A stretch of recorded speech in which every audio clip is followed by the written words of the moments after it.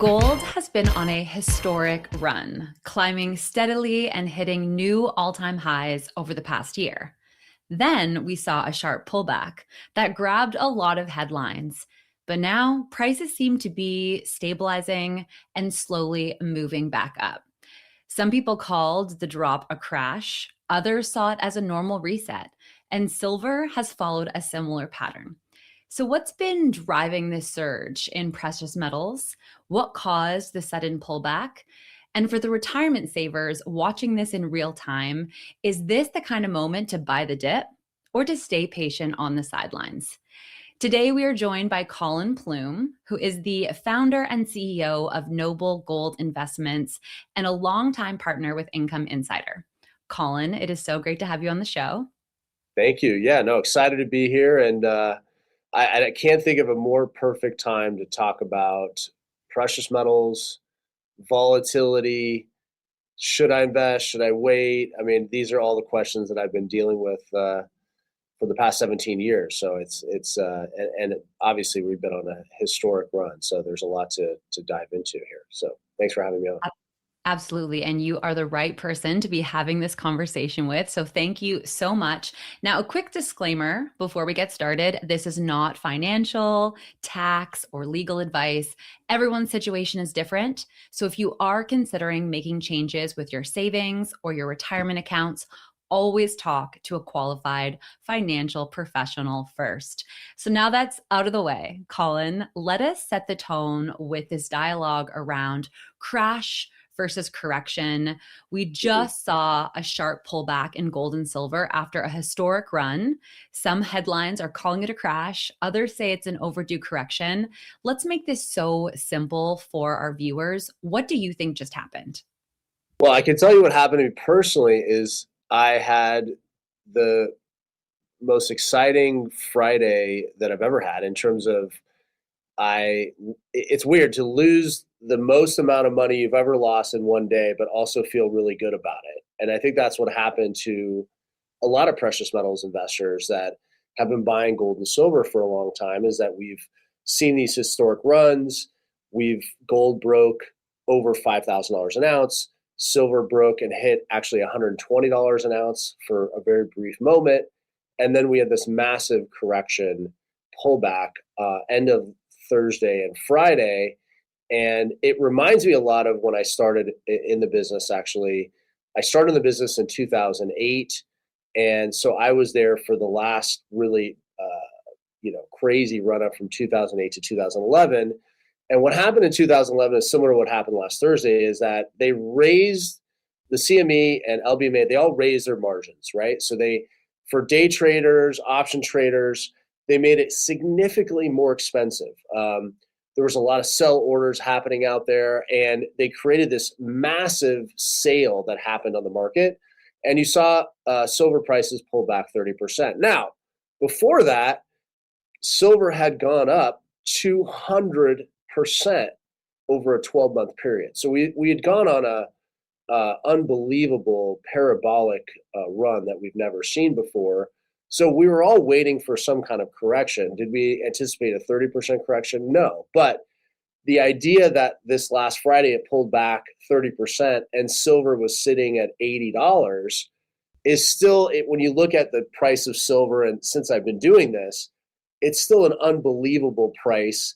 And then obviously it begs the question, where's the price going to go in the future, which everybody's looking to do. And we'll dive into some of my thoughts. But the thing you have to keep in mind is that there was a significant reason for this pullback on Friday. And a lot of it has to do with what our government did and what China has done. And basically, the US government and China in the last 3 months have said silver is a strategic metal. They've never done it before. They've never said this about silver before. And why is that really important? When a government says a metal is strategic, that means they're going to hoard it. They're going to buy it. They're going to need it. And what do they need it for? They need it for military. They need it for industrial uses. They need it for a million things. And last year, the U.S. government bought almost $400 million in silver. So when you see this pressure happen and the pullback happen of 30%, you start to ask yourself, who's going to benefit from a major pullback in silver. And I think what's really happening in the market is that you have these institutional buyers like governments, like the US government and China, that need silver. And they really need to buy silver at a price that they can afford and they can get it. So I think a lot of it was market manipulation, them pushing the price down, because it's no longer just an investment. It's actually a metal that they need to function. China and the US making silver a strategic metal is really important. China is one of the biggest exporters of silver in the world. Actually, 60% of the silver that's shipped all over the world typically comes from China. They've also made it a strategic metal. So I do think there's a manipulation that's happened. It happened in 2011 when silver hit $50 an ounce. They raised the margin calls again, and then you saw silver pull back. And I think they tried to do it again this time. But I think the market has reacted over the last 2 days since the market opened, and it's pushed silver back up, and we're sitting in the mid 80 range now. So I don't know where the floor is, but I will tell you it hit that 80 number, and there was tremendous buying action in the market. And we saw these huge amount of buyers coming back in, and silver was up $7 in one day. So I think it's starting to, trying to find a middle ground of where it's going to trade at. And I think that's what silver's doing right now. Mm-hmm. And a lot of the coverage has tied this move to the Fed chair news. So you Correct. alluded to this briefly, people thinking Kevin Warsh might be tougher on inflation and interest rates. How much does a Fed leadership story actually matter for gold or silver in the short term?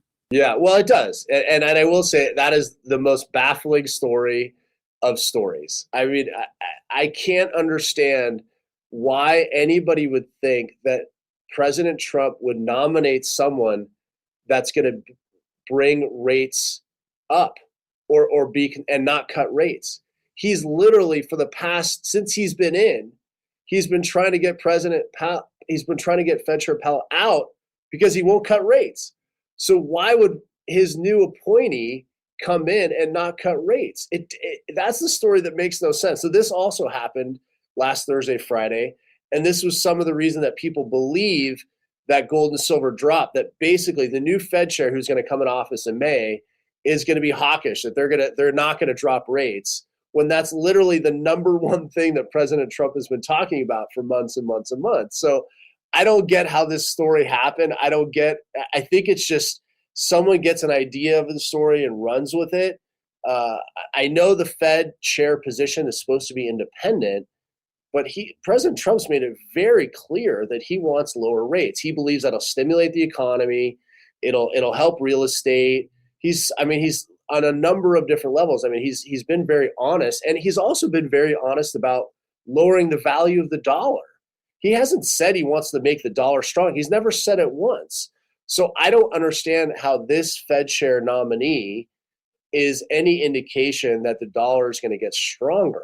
I think he's alluded that the dollar is going to get weaker. He wants a Fed chair that's going to drop rates. And I don't understand how anyone can believe that dropping rates would make the dollar stronger. There's no indication that it would be that way. So that news together made no sense. I don't know what you thought about that, but I was quite confused how people thought that this new Fed chair was going to be anything but cutting rates, creating more inflation, and stimulating. Obviously he wants to stimulate business and the economy, but ultimately rates are going to come down and hard assets are going to benefit from that. Mm-hmm. And we can see the impact short term in terms Yeah. of trading and what we saw. What can we expect for the longer term case for metals with changes like this, along with the dollar? Like, what is the relationship between the strength of the dollar and how metals are performing? What can we expect to see with that? Yeah, it's a big part of it. I mean, I think ultimately, I think what President Trump believes is that he wants us to be a better trading partner with the world, and having a cheaper dollar achieves that. So I think he's got a very significant vision of what he's attempting to do. Whether it'll work, we'll find out. And if that's the better strategy, we'll find out. But I do think the idea that the dollar is going to get stronger in the foreseeable future, which would, in my opinion, be the only reason you'd want to dump your gold and silver right now and move out of it. I don't think there's any indication that there's any reason that would happen. Our debt has gone up since this presidency. We're probably close to 39 trillion in debt. government spending. I mean, we're having a government shutdown. We have one pending right now. We have a government shutdown every 90 days, which a government shutdown in essence means we can't balance our budget, right? We need to borrow more money. We're just extending our debt balance. So that's what we're saying by doing that. Every indicator out there is saying that we're going to devalue our currency. So that's number one. That's my opinion. And I think I have a lot of evidence to back that up. Number two, the facts are aligned in that central banks are moving away from our US Treasuries. That's the other big problem we have right now, is that the typical buyers of our debt are not buyers of our debt right now. And that's proven. 10 years ago, central banks held 71% of their assets were in US Treasuries because we were a very strong thing to hold. Right now, it's 56%. So countries are divesting from our debt. And so we have a big problem with our debt because who's going to buy it? Now you have to go to the retail market. Well, the retail market is much more discerning. They're looking for better returns. They need to get higher returns out there because they have people that are, investing with them to get those returns. And they're not just going to dump money and make 3 or 4% in a treasury. It just doesn't make sense for them. So we're seeing a lot of this divesting away from your traditional investments, bonds. I mean, bonds by itself have really fallen off. People are not investing in bonds the way they used to. They don't see it as a safe haven. They don't think the returns are enough. So this is the big problem that we have here in the US. So I think moving away from the dollar and having more of a currency that's sort of global currency is I think it's going to be spread out between a lot of currencies. We're not going to see this dollar dominance continue to survive out there in this environment that we're in. Until we lower our debt, until we lower our spending, until we get things under control, the world is not going to have confidence in our currency. And so we're just going to kick the can down the street. So I think this all plays really well in a narrative for gold and silver to do well. And I know there's a lot of talk about a reset of our currency and a changing of our currency. And those things could potentially happen. I don't know when they would happen. But I think at the end of the day, it doesn't really matter. The world is going away from holding US dollars, and they want something different. And gold has been a really strong choice for them to hold. And then I think this whole story about silver is really emerging as the story of, I think the story of investing last year was really the story of silver. There was nothing more prominent or had gone up more that's considered relatively a safe investment. You don't see a relatively safe investment go up 200% in 1 year. So begs the question is what's happening out there strategically? Why are people just clamoring to get silver? And I don't think that story is going to end anytime soon. I talk about it in my book, which I have behind me, which is called Silver is the New Oil, where I lay out this case of why silver is strategic and why I believed it would go parabolic. And I think that story is still to be written. I think there's a lot more angles to that's going to happen over the next few years. Mm-hmm. And let's talk about that volatility, specifically for our retirement savers who we know are tuning into this conversation right now. Gold and silver have been seen as those safe haven assets that move gradually. That's not what we're seeing right now. You said it yourself. So what is the takeaway for someone with that mindset? Yeah, I mean, I think it's really the thing that I've always talked about my whole career, which is being diversified. I think it's never more important than it is right now. And I think while you're having gold and silver go up, and a lot of people are talking about it, I do think the simplicity of owning an asset by itself is becoming more and more appealing. We do help you acquire the asset in your IRA, but ultimately it's not a fund. You actually own it. You get direct ownership. And I think that is becoming something that more and more people want with their investments. Almost every investment that you own in your IRA or almost outside, you own with somebody else. You own a share of something, or it's a mutual fund, or now there's private equity. I'm sure you've seen private equity wants to get involved in 401ks. Private equity is giving money to a company that invests in another company. How many layers is there necessary to owning something nowadays? Well, with us, there is no layers necessary. You're buying the actual asset and you own it by yourself. There's no counterparty risk, right? There's nothing like if Noble Gold went out of business, like you own the asset. So it takes a lot of the risk out of owning an investment. And I think that's a big appeal today, where there's so many layers to every investment. I've even seen online, like there's these investments where you can buy a part of a whiskey bottle, some Japanese whiskey. Why would I want to own 1/10 of a Japanese whiskey bottle because people are going to be drink? It doesn't make sense. So I think there's a simplicity that's happening. There's just all these hands and all these investments. And at the end of the day, if you can own an asset like gold and silver, you own it by yourself. There's no middle person. It's tax deferred in your IRA. So you already have some money in an IRA and you're just diversifying out of the stock market. I think it's become like everything's going back to simpler times.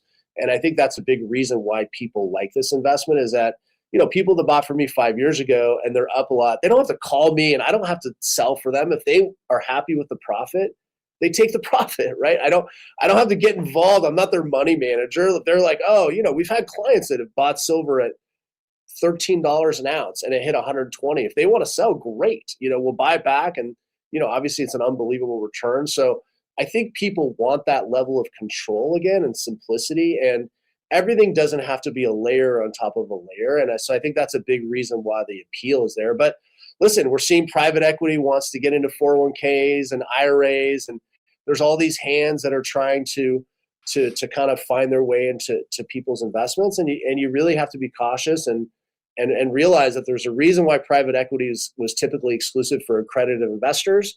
And also, why is private equity trying to get into 401ks and IRAs? It's because a lot of the money that they were getting from accredited investors has dried up because they're not getting the returns that they liked.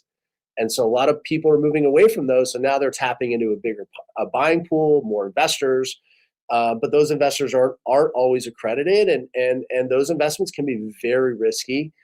So there's a lot of things happening in the investment world, and I've just seen a lot of simplicity come back, and I think that's a big reason why gold and silver have performed really well.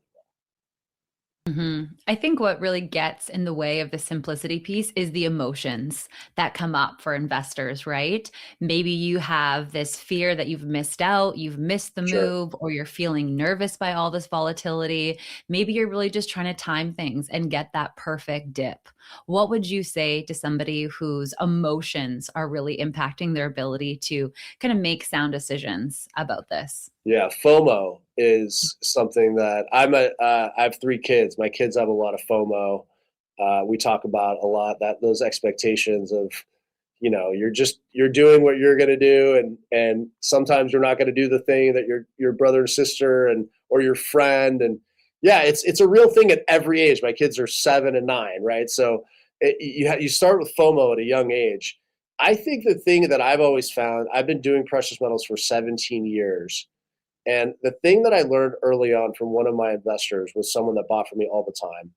And this is what he would say to me about gold and silver. He said, I look at gold and silver very similar to how I look at how the homeowners insurance market looks at my house, is that every year they increase my amount on my insurance every year because it's going to cost a little bit more to rebuild my house, right? It's typically not going to go down. So every year it goes up 3, 4, 5%. And he's like, if I ever see an opportunity where I think the dollar is going to get stronger, or I think our debt's going down, or any of those things happen, that's the year that I won't buy gold and silver because I don't need that insurance.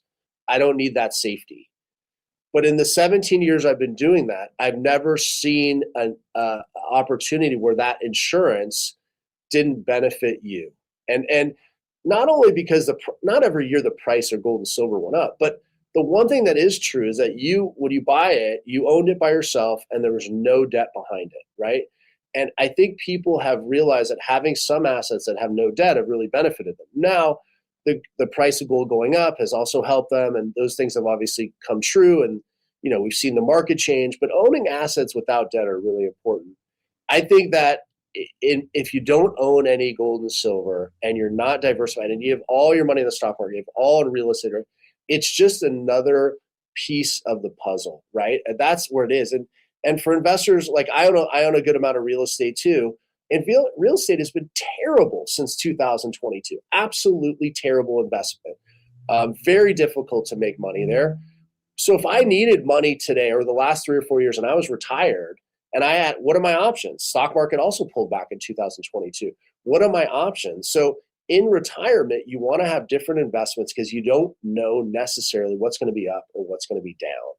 And having different investments gives you that flexibility so that if you need money to live on, you look at your investments, you go, okay, this one I've done well on, I'll sell a little bit, I'll shift. But right now, if you look at it with the majority of people in their 401ks having the majority of their money in the stock market, the majority of the wealth is really controlled by 7 AI companies. And we know that these 7 companies are all banking on this AI technology. And what we do know is that studies have shown that 90% of the AI is going to fail. We also know that Congress is trying to pass a law right now saying, we're not going to bail you out. I don't know if you saw this in the news, but they're trying to pass a law to open AI and say, hey, we're not going to bail you out. We're not going to come in and save you, because they realize that these companies are not profitable and that they're spending massive amounts of money, not only from infrastructure, R&D, but I mean, I don't know if you've seen some of these salaries. Some of these engineers are making $2 million a year. I mean, that's across the board. So they're spending money like wildfire. And so who's going to bail them out? And so it's like one of these situations where you have all this wealth in the stock market, in this technology that we know the majority of it's going to fail and there's going to be a fallout. So it's like, are all your eggs in one basket? And that's the thing I always tell people is like, even if I'm not 100% right on the price, I do think there is some strategic benefit to having different investments and then owning some assets by yourself that don't have any debt behind them, that I'm not in control of, that you're actually in control of, just to make sure that you're hedged a little bit, because nobody is going to guess the market 100% right every time. I mean, in my book, I predicted silver top number last year would be like $75, and it got closer to 100. So I was wrong. I mean, I was close, but I was wrong. And you're never going to get it 100% right. So I just think you have to really think about that and take the emotion out of it and just look at the next 5 to 10 years and look at the stats on how many ounces of silver they need to just keep the industries going. Like, how much do we need? How much are we mining? How much gold are central banks buying? I mean, look at these numbers and then project out the next 5 and 10 years. And I think if you look at those numbers, like, I can't guarantee the price is going to be $20,000 an ounce for gold or $400 an ounce for silver, but I know that the buying will continue and it's necessary and they need it. So if that continues, that trend continues, then typically the price will follow suit. Mm-hmm. And even just simply understanding that precious metals can be part of your diversification strategy, which I think is generally accepted and agreed upon, that diversification is a solid, sound choice. So good notes there. For those who are tuning into this, know that Collin has actually prepared a gold and silver guide that is 100% free. We are going to be linking it in the description and in the show notes at incomeinsider.org. So Collin, Noble Gold has been around for nearly a decade, but for those who don't know you, don't know your work, paint us a picture of how you can actually help us day to day. Is it mostly gold IRAs, home delivery? Is it a mix? Let us know. Yeah, we can do both. So Noble Gold's been around 10 years, but I've been in the industry for 17 years now. So I've seen, a lot happen in the market. Noble Gold was built for education. That's why I go on so many shows and talk about it, because people have, like I said, I think simplicity is the key. That's the reason I think we've done really well, is that we've given people a lot of education. Our gold guide talks about how we work, the process, how to acquire metals, how to sell, how the IRA, we paint that whole picture. But ultimately what I've done is I built a company where everybody that works Noble Gold really loves talking to people. They love customer service. So we're sort of old school in that way. We really focus on the customer experience. When you call in, you can ask every question under the sun. We're going to take time with you. And it's really geared towards learning about what we do and making sure you totally understand it before you make a decision. Because we know if you buy gold and silver with us, we're going to be together for a long time. You're going to buy it. You're going to hold it for 5 years or 10 years. And we want you to feel great about the decision and the company you're working with. And we want to be there when you have questions. So when you're ready to ask us questions, you can call back. you got questions about the IRA, or you got to take a distribution. All this stuff's going to happen. We're there for you along the ride, and we're going to be there every step of the way. So that's how we really built the company. And then we just really focus on relationships and our clients. And I'm proud to say right now we get about 40% of our business from clients, referrals. And that really just shows that we've taken good care of them, and they're willing to refer friends and family. And that's really been important for us, is getting those referrals. And that's how we really built the business. And so, yeah, I mean, it's an education process. You're going to talk to somebody over the phone. We're going to send you a lot of information. But ultimately, you can get on the phone with somebody right now and ask every question, call back in a week, check out our reviews. You can do all that with us.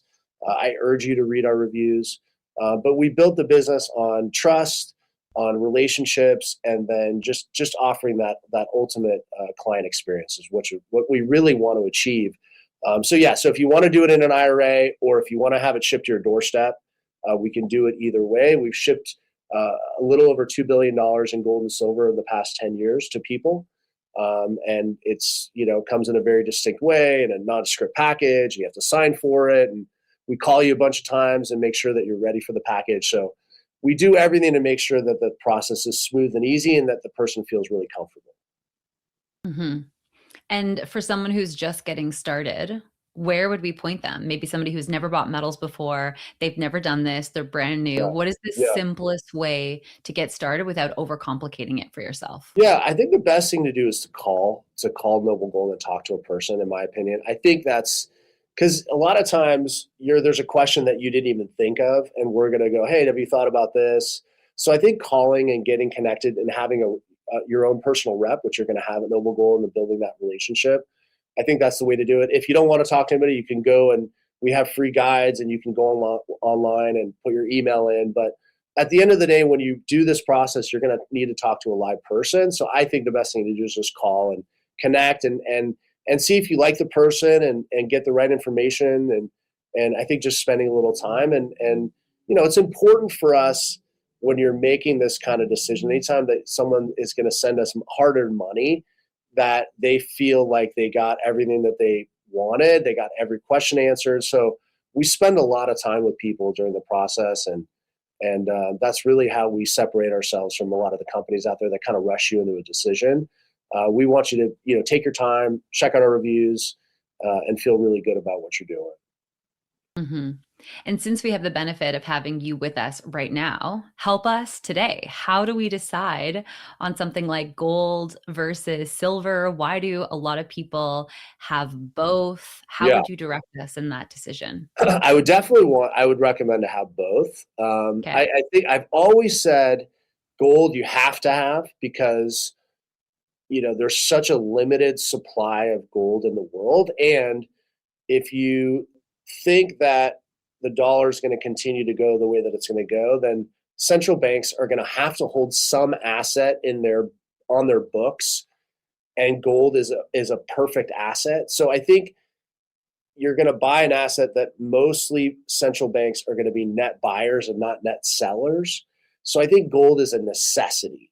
Silver is absolutely more volatile, but it has the most profit potential. And I've been saying that for the past 17 years, and it's true, right? I mean, it went up, 200% over the last 12 to 14 months, and that's highly unusual, but it's because industries and countries realized that they had to have it for industry, and so that those things are going to happen. So I think those are the two to own. We did sell a lot of platinum over the last few years too, and platinum did amazing also during the same run, so that's done really well. So I think those are the three that we sell the most of. But I would say the majority has been the last 3-4 years. It was a little heavier silver and a little less gold. Obviously, silver's gone on a big run, so it could be maybe closer to 50-50. That's typically what we've seen our clients buy. I've mostly been buying silver over the last few years for our family because I already had a lot of gold. But I think you got to have a little bit of both in your portfolio. Mm-hmm. And a big reality of this industry that I think gives so many people pause and concern are the scams and the red flags that are often ignored. In your perspective, like what are the biggest red flags that you see in the gold business that should make somebody stop and start to Sure. ask more questions? Yeah, the number one is if a company says they're going to give you 10,000 or 15,000 or $20,000 in free silver, that's a massive red flag. And you got to think, how can they do this? And the reason is they can't. Nobody could just give away anything, right?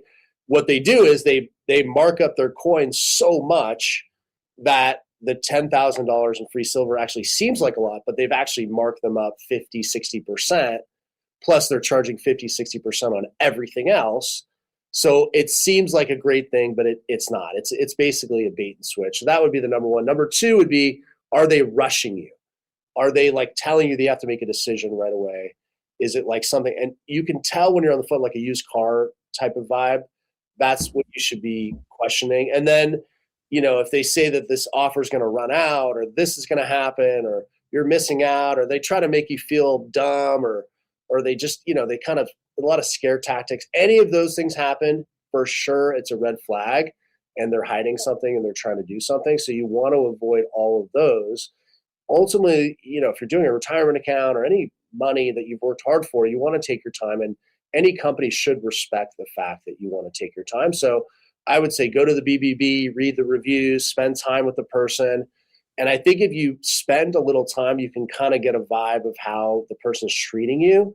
And if you don't like the way you're being treated or if you're being rushed into a decision, that's typically a sign. And unfortunately, we get these calls all the time where people, they thought the free silver was real, and then it turns out they overpaid for everything, and it ends up being really bad. So I would just say, like, it's important that you take your time and you build a relationship and get to know the company and spend some time reading about them before you make a decision like this. And if you do that, you'll typically do okay. Mm-hmm. Okay, we've covered a lot of ground. We've talked about why we're seeing so much volatility, but why it's still so important to consider precious metals in your diversification strategy. We've talked about how you can help, how we can decide between gold and silver, how we can avoid scams and red flags. But we haven't actually talked about something that a lot of people don't realize, which is the difference between owning physical gold and silver and owning paper metals, right? Right. There's a difference between physical metals and gold ETFs and mining stocks. So help us distinguish these and what you're actually buying in each of Yeah. these cases. Well, it's interesting you bring that, because about a year ago, what you're talking about is actually part of the reason that the gold price went up, was because what happened was right after President Trump got elected in November of the year before, they saw this massive buying of gold contracts. And then within a few months, a lot of the information that was coming out was saying, you don't want to own a contract. You actually want to own the physical gold. And so there was a massive rush for people to call in the contract. So they bought a contract, but then they decided they didn't want the contract. They actually wanted the physical gold. So they said, hey, I know I have a contract for the gold that I already bought. It's stored in London. I want to get that gold. Guess what? They didn't have it. They didn't have enough. So there's a massive rush in January of last year. And actually, the European Central Bank came out with a very interesting article. They had 4 of their economists write this, and I've never seen this before. And they have it on their website. And they legitimately said that if everybody called in their contracts, the whole system would collapse. But they actually urged people to buy the physical, not to buy the contract, because they believe that if everybody started to call in the contracts, they would have a problem. Well, guess what? They were 100% right. And that article came out in January of last year.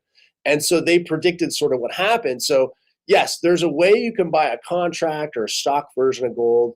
And in theory, it's supposed to be a 1-to-1 transaction. But most estimates, since I've been doing this, have said that actually the numbers are closer to 300 to 1 or 280 to 1. So there's 300 contracts for 1 ounce of gold or 300 contracts for 1 ounce of silver. And what happens is when you have people call on their contracts, there's a shortage and there's a rush. So that happened in January last year in gold. And then that happened in the last 90 days with silver. The same thing happened where people said, forget it. I don't want a futures contract. I want it now. And it turns out these exchanges didn't have enough silver to cover the contracts that are out there. So that's one way you can buy it. That would be the first way, through an exchange. The other way you could buy like precious metals would be mining companies. Obviously there's benefits to that. Some of the miners have done really well. There's some speculation what could happen over the next 3 to 10 years of miners. So that's a whole other. So you have the GLD, the contracts, miners, and then on the right, I would say the left would be actually owning the physical metal, which is what we do. I would say it doesn't make sense not to own the physical, even if you're going to own mining, or if you want to do a contract and day trade. Those would be the ways I would do that. If you're going to day trade or you're going to options trade, then the paper makes sense. But to avoid the risk, which is part of the reason anybody would get into precious metals, you don't want to own a contract because you have the same inherent risk, right? You're betting that the company actually holds the gold, or that they're going to not be leveraged. So you still have an inherent risk. Whereas when you buy the physical gold, you eliminate that counterparty risk that's out there when you're owning a company or stock, because you're just owning a piece of something else, right? So I think the goal is you want to own it by yourself. That's why the physical eliminates that for you. And the number one thing that people say to us after they buy physical gold and silver is they feel better. They sleep better because they know they own the asset by themselves and they're not a middle person involved. So I do think there is a level of peace of mind with that purchase that's there. And it's been typically a very conservative investment, and it's for people that are just looking at some of their portfolio and hedging. And obviously we've seen unbelievable returns and a lot of things that happen. But the idea behind gold and silver is fundamental, that the dollar is going to lose value, and that an ounce of gold today will be able to pay for all the things that you need in some realm today and then 10 years from now. And so, like today, an ounce of gold is $5,000 an ounce, which either could cover your rent or a mortgage for most people in the country. If you go back 100 years, it did the same thing, right? 100 years ago, it did the same. It could buy the same amount. That's the idea behind gold and silver, is hopefully in the next 10 years, that ounce of gold could pay for a lot of the things that you need day to day to live. And it's a store of wealth through time. And that's kind of one of the concepts that I always try to articulate to people, is that you're trying to keep up with your way of living and your life for the future. And gold has proven for thousands of years to be able to do that through time. And I think it will continue to do that in the future also, which I think is the ultimate goal of retirement, is you want to be able to pay for the same lifestyle that you have now. You want to be able to go on a vacation once in a while. You want to be able to fix the roof if you need to, fix the car, help out your family if you needed to. It's all the same things that you want today, you want in the future. And gold has been able to do that for thousands and thousands of years. That was such a great way of explaining it, and just making it so simple in terms of why you're even investing in this asset in the first place. And so keeping that original logic and those traditions in place when you're making those decisions. But there's also the difference now between buying metals for home delivery versus opening a gold IRA. So can you make that part just as simple for us, and Sure. maybe talk a little bit about who tends to be a better fit for each? Yeah, I mean, you're buying the same assets. So we sell bullion coins and bars, which have the highest weight, highest purity, and they give you the best opportunity to grow because they're the closest to the spot price when you're buying it, as opposed to buying rare or numismatic coins. So they're just the better buy. Whether we ship them to your doorstep or we do them in an IRA, you're buying the same items. It really just comes down to home delivery. Is you have money in an account, like a checking or savings or whatever, and you want to buy some gold and you want to have it in your hands and you want to hold it, and it's money outside of an IRA. And so what's going to happen is you're going to send us a wire, you're going to figure out which gold and silver you want with somebody on the phone, and then we're going to ship the metal to your doorstep, and you're going to store it for yourself somewhere in a safe or safety deposit box. We can store those metals in a private depository if you want, but most people don't. They want it. So that's a cash home delivery. The IRA, you're doing the same, buying the same things. It's just that you're using tax deferred money. So you're using a 401k or an old 401k or an IRA, and you're moving it from one qualified account to another qualified account, which is tax deferred, and you're just buying the same items, and you're just doing it under the umbrella of the IRA. And so that the benefit of that is that you're moving this tax deferred money and buying the assets, and you're keeping it tax deferred under that umbrella until you're ready to disperse it, and however you're going to disperse it through getting the metals in a distribution, or if you're going to do a buyback. But any way you want to look, it's the same metals. It's just where the money is coming from. And I think in terms of what's better or worse, it's really a personal decision of what you want. Most of our clients do an IRA and then they do a cash purchase also.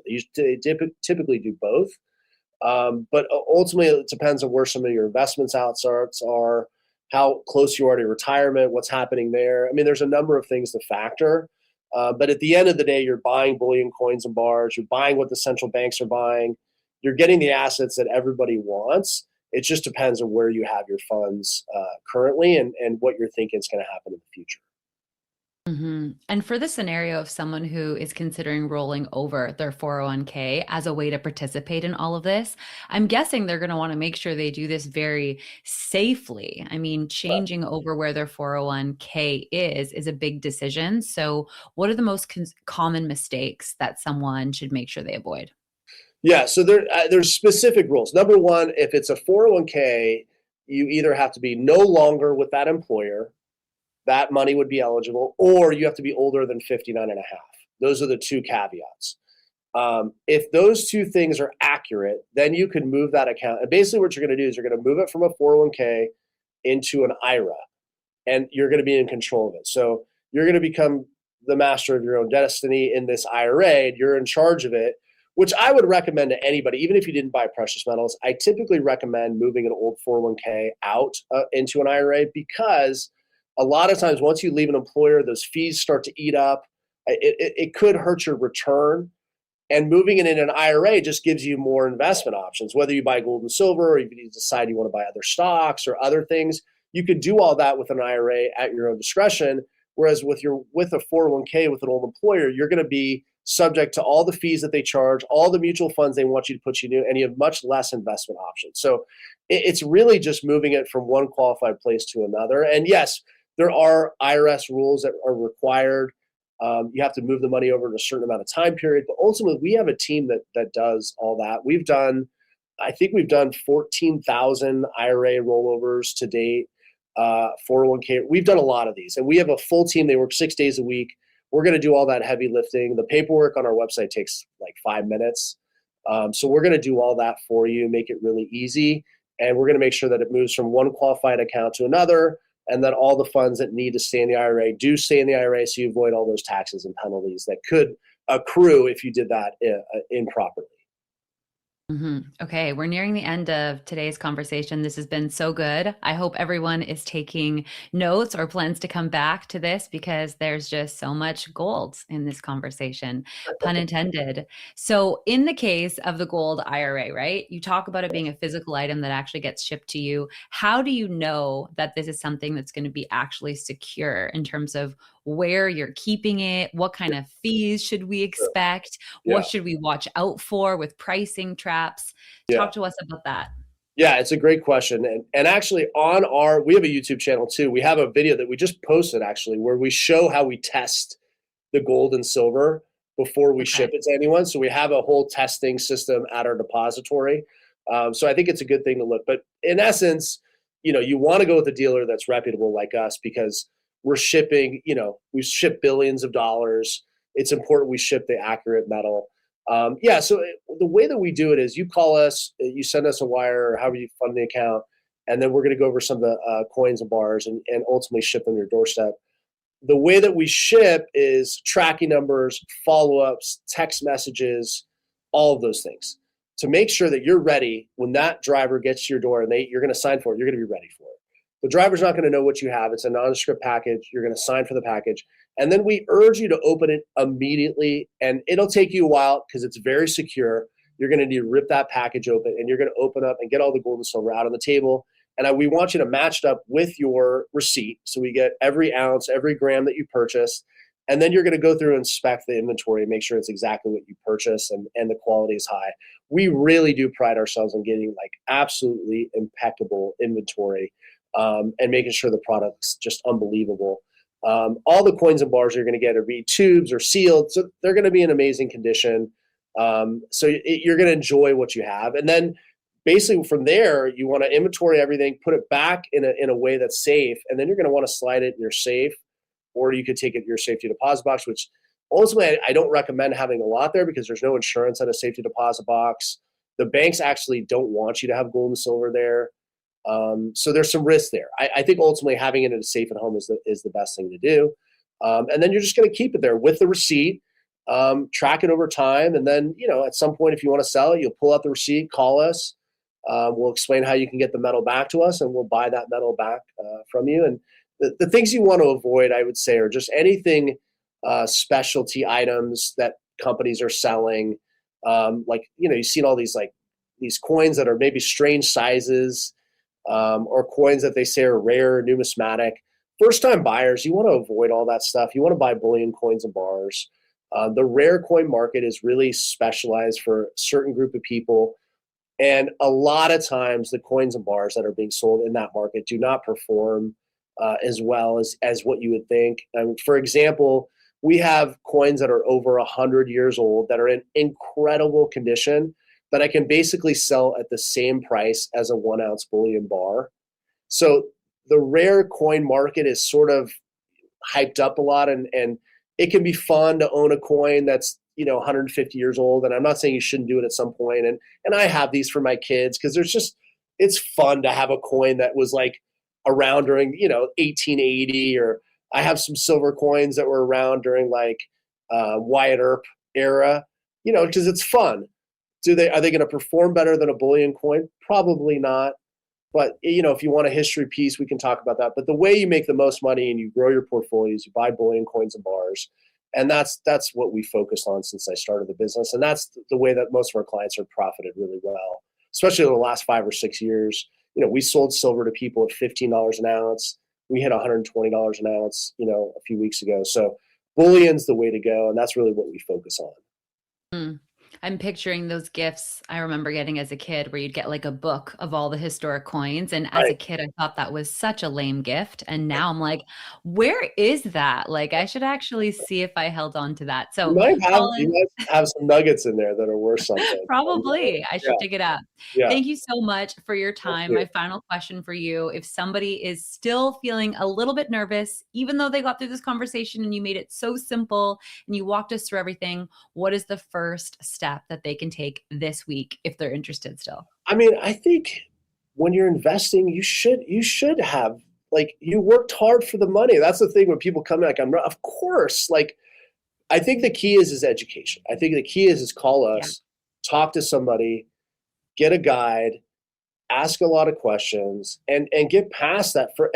I think it's paralysis through analysis, right? I think ultimately, if you don't do the research, you won't know if it's the right thing for you. So I urge people to call us. I urge people to ask a lot of questions, and it might not be today. It might not be the right time, but ultimately, you're going to learn a lot. You're going to get to talk to someone that's fun. The team is great. We all have this great connection. Most of the people working at Noble Gold are related somehow, a friend or a cousin, and it's a great group. So I just say call and talk to somebody, get some free information, and wherever it lays out for you, it ends up being. But I think getting educated on any new investment is good. And I think ultimately sometimes just the fear of just learning something new is you got to get past that. But we're going to make it easy for you. And I think just call us and see if there's a question that you like or information you like. And I just wouldn't put too much pressure on it. I think it's just good to call and learn about something new. Absolutely. And we will include that information in terms of how to get in touch, as well as the links to download Collin's free gold and silver guide. They will be in the video description and the show notes at incomeinsider.org. Collin, thank you for breaking it down in a way that us regular people could fully understand. That was amazing. If you also found this helpful after watching, please subscribe. That would be so helpful. And we'll see you in the next episode. Thank you.